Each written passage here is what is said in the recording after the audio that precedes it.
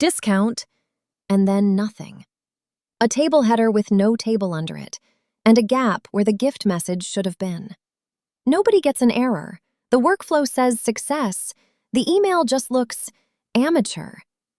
This one is about the quiet day, the order with no discount, the digest with nothing in it. And there is one thing that already works before you do anything at all. An empty array collapses the loop. Not an empty row, not a blank line. The whole for block renders as nothing. And it does that whether the array arrives missing or empty or as an empty pair of brackets. So the rows are never your problem. The header is. Because your heading and your table header and the little your items line, those are separate blocks sitting outside the loop. The loop vanishes. They do not. That is the bare header. That is the email that looks broken. So they need a rule of their own. Which brings us to the part that costs people an afternoon. Is empty. It reads like a question about nothing. Is there anything here? It is not. Is empty asks exactly one question. Is this an empty string? And that is a much narrower question than it sounds. Here is an empty array arriving from your workflow as text. Open bracket, close bracket. That is 2 characters, so it is not empty, and your nothing today message never appears.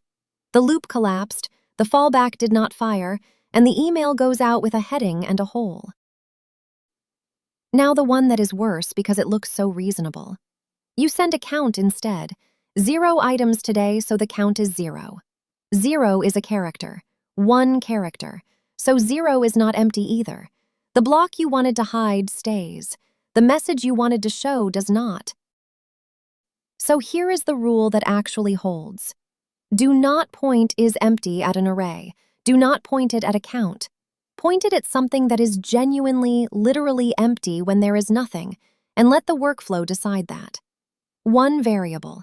Set it to your message when there is something to say. Leave it alone when there is not. Then is not empty shows the heading and the table and the total, and is empty shows 1 line instead. Let's run both days.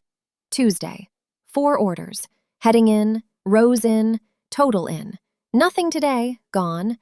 And Sunday, nothing at all, 1 line. No heading with nothing under it, no header row over an empty table, no gap. Same template, same workflow. Both of them look deliberate, which is the whole difference between an email that is automated and one that looks it.